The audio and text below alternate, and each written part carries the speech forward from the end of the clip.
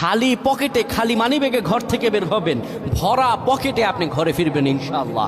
আপনার মানিব্যাগের ভিতরে এই দোয়াটা পরে ফু দিবেন, যেখানে টাকা রাখেন এই দোয়াটা পরে ফু দিবেন, ইনশাআল্লাহ আল্লাহর দেয়া ধন ও সম্পত্তিতে সেই জায়গাটা পরিপূর্ণ হয়ে যাবে যদি আপনি এই দোয়াটা করতে পারেন।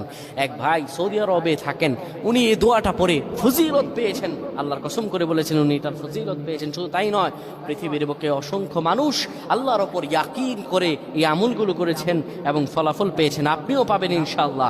আপনার মানিব্যাগে, আপনার যেখানে টাকা রাখেন সেই জায়গায় এই দোয়াটা পরে আপনি ঘর থেকে বের হয়ে যাবেন কাজের উদ্দেশ্যে, আল্লাহ তাআলা কাজ মিলিয়ে দিবেন। ব্যবসার উদ্দেশ্যে বের হয়ে যাবেন, আল্লাহ ব্যবসাতে সফলতা দান করবেন। সকল কিছুতে আল্লাহ রাব্বুল আলামিন আপনাকে সাফল্যমণ্ডিত করে দেবেন।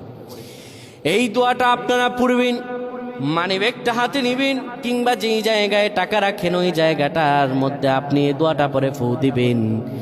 এই দোয়াটা হলো ওয়াকাফা বিল্লাহি ওয়াকিলা। এই দোয়াটা পড়বেন, ওয়াকাফা বিল্লাহি ওয়াকিলা, আমার আল্লাহ আমার জন্য যথেষ্ট। এই দোয়াটা পড়তে দেরি হবে, আপনার ভাগ্য খুলতে দেরি হবে না। আল্লাহ আমাদের বুঝদান করুন, পড়েন আমিন।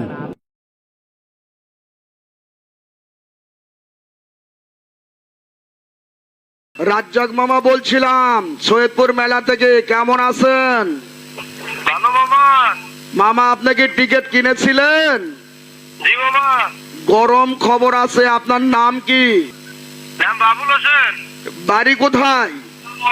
জলঢাকা থানা। জলঢাকা থানা। মামা আপনি কি করেন পেশা? পেশা গরুর দালাল। গরুর দালাল।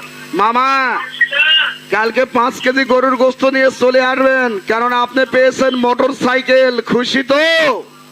বাঙ্গার খুশি বেটা শালা। এই শালা। আরে হারামজাদা, এ হারামজাদা তুই কি করছ রে? মুখ সুজন পাচ্ছু?